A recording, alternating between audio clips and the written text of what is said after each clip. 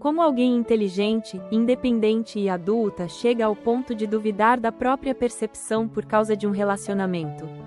A seguinte frase saiu da boca de Carolina na segunda sessão: "Ele me ama muito, por isso fica preocupado quando saio."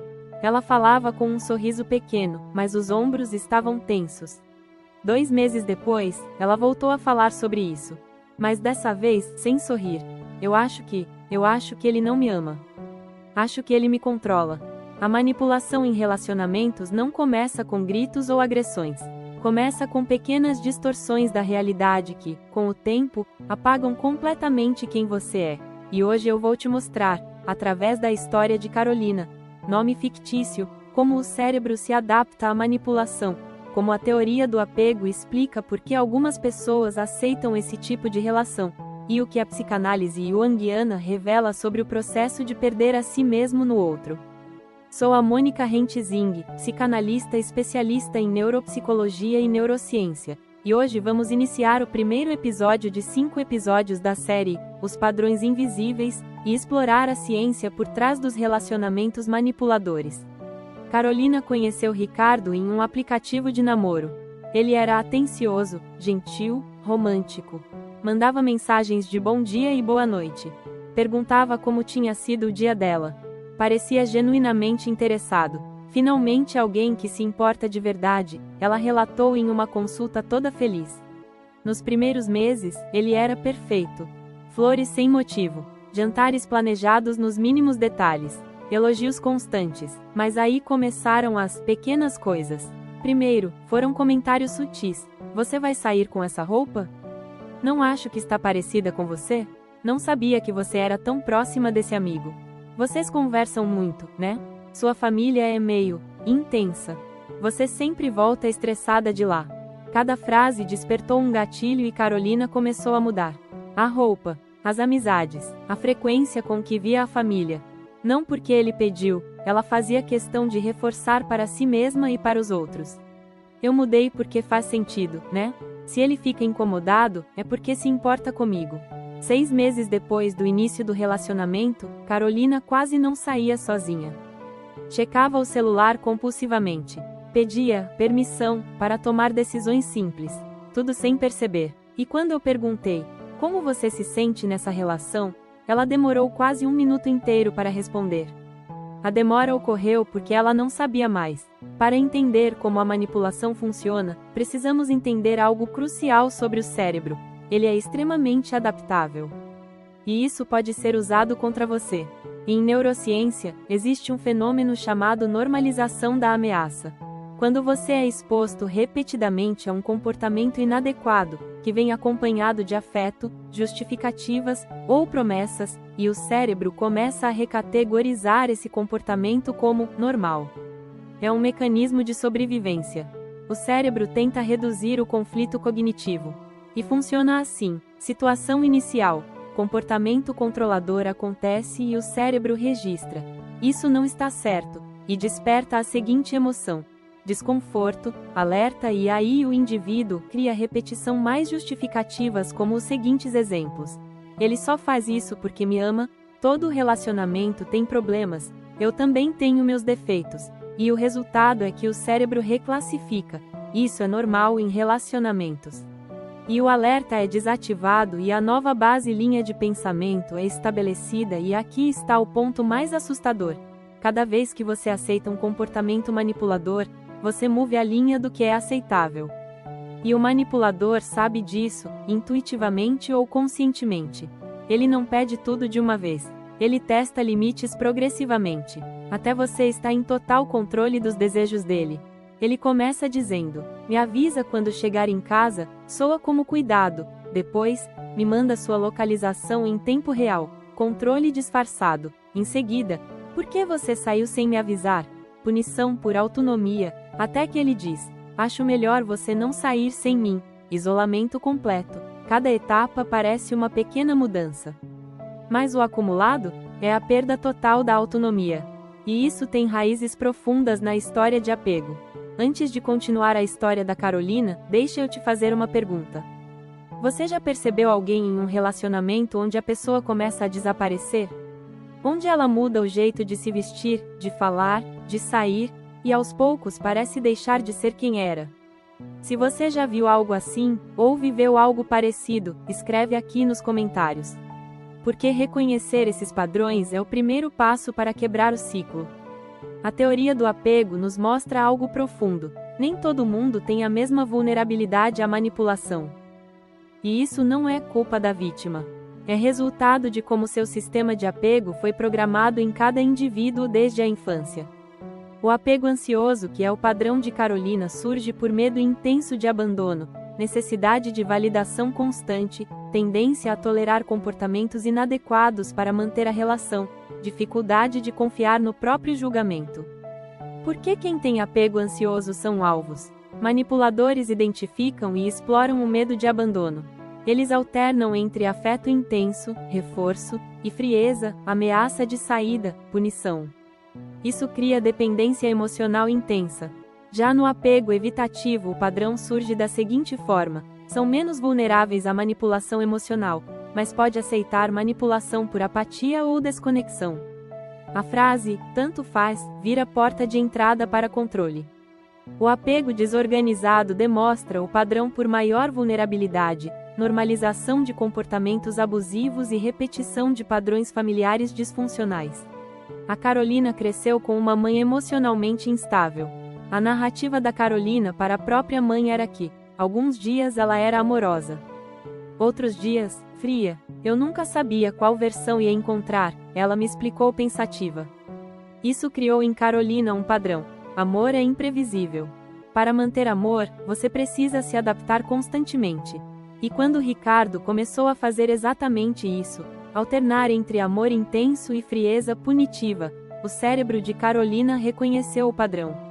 Não como algo bom ou ruim, mas como algo familiar, e o cérebro confunde familiaridade com segurança. Carolina estava repetindo, na relação adulta, a dança emocional que aprendeu na infância. E Ricardo? Ele tinha um radar perfeito para encontrar alguém assim.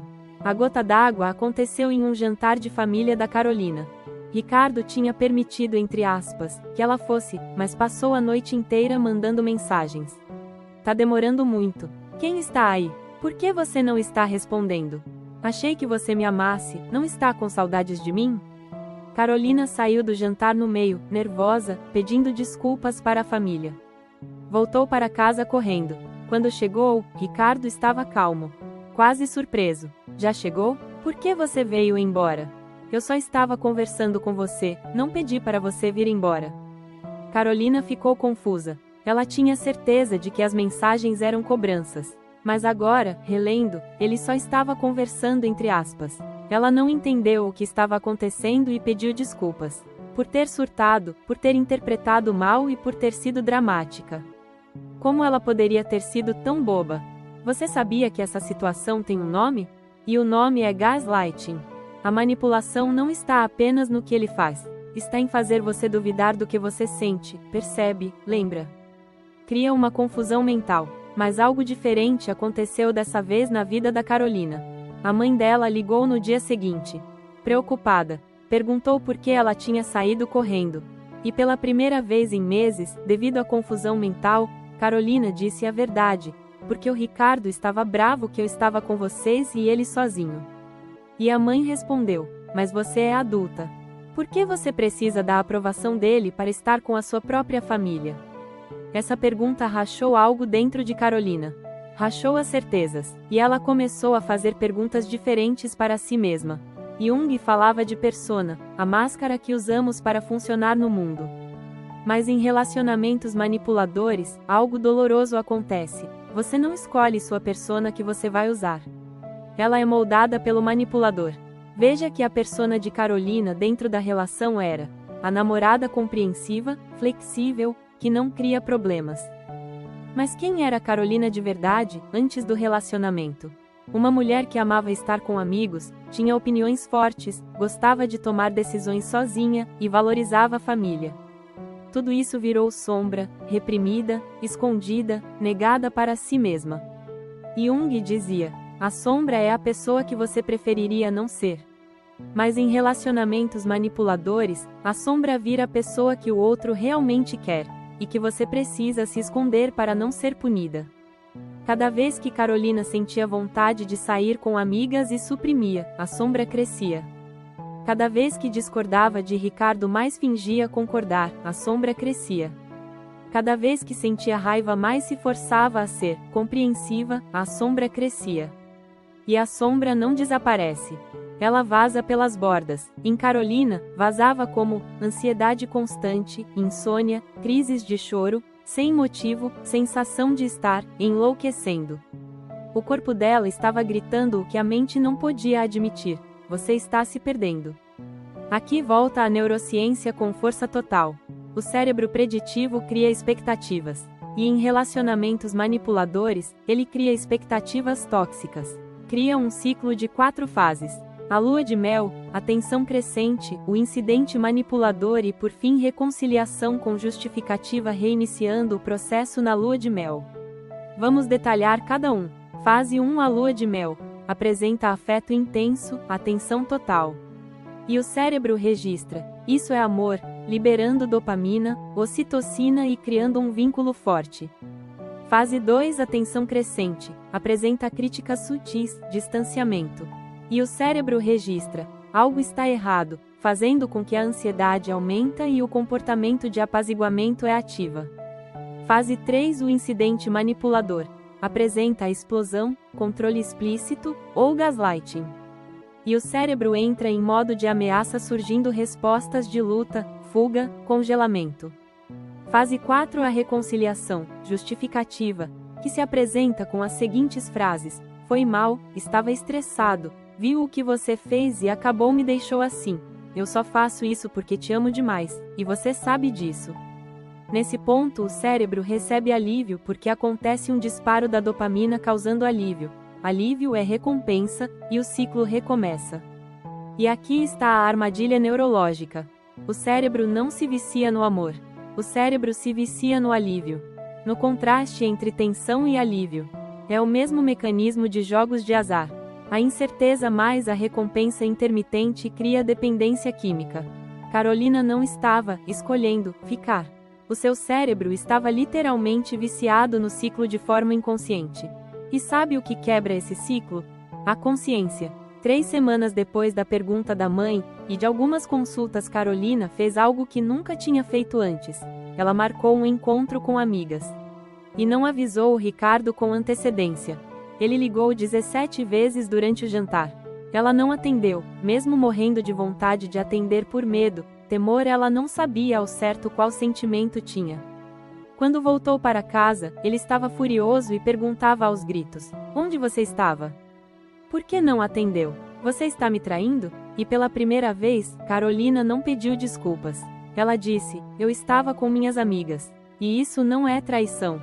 O Ricardo percebeu algo diferente nela e mudou de tática. Começou a chorar. Disse que estava com medo de perdê-la. Que era insegurança. Que ia mudar porque a amava. E Carolina sentiu a fisgada familiar, o impulso de consolar, de voltar atrás, de ser compreensiva. Mas dessa vez, ela reconheceu o padrão nela e nele já havia passado por aquilo muitas vezes. Enquanto narrava essa história na consulta, ela continuou dizendo: eu vi o ciclo acontecendo em tempo real, e pela primeira vez, eu não entrei no ciclo.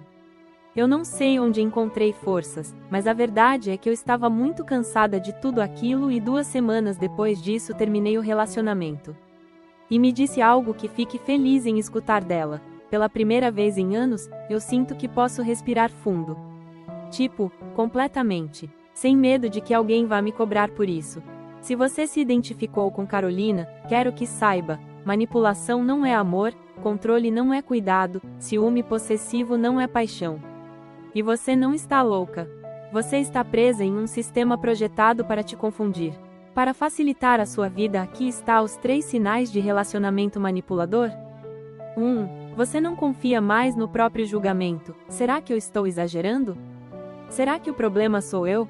Você pergunta isso constantemente. 2. Você se sente culpada por coisas normais como ver amigos, ter opiniões, tomar decisões sozinha. Tudo vira motivo de conflito ou culpa. 3. Você mudou quem você é para manter a paz. E mesmo assim, a paz nunca chega de verdade. E aqui está o que você precisa entender. Terminar o relacionamento não é sobre ele mudar. É sobre você se recuperar. Porque manipuladores raramente mudam. Eles trocam de vítima. Mas você pode reaprender quem você é sem medo.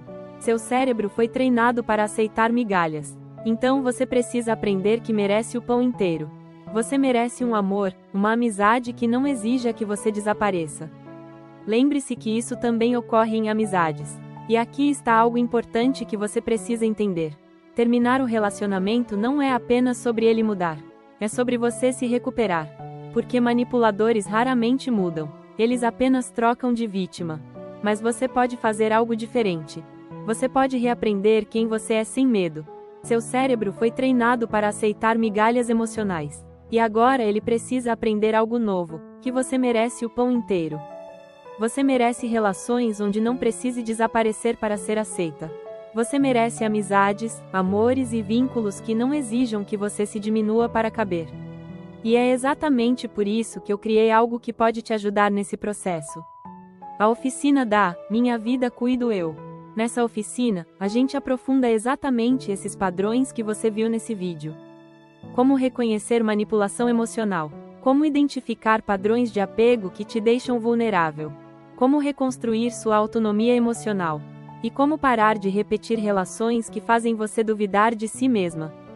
Porque entender o padrão é o primeiro passo. Mas mudança real acontece quando você começa a agir diferente dentro da própria vida. Agora me conta uma coisa nos comentários. Você já percebeu alguém se perdendo dentro de um relacionamento? Ou talvez, você mesma já tenha vivido algo parecido? Porque reconhecer padrões não muda apenas uma relação. Reconhecer padrões muda a direção inteira da sua vida. Eu sou a Mônica Rentzing, psicanalista especialista em neuropsicologia e neurociência. E aqui neste canal nós aprendemos a enxergar os padrões invisíveis que moldam nossas relações. Nos vemos no próximo vídeo.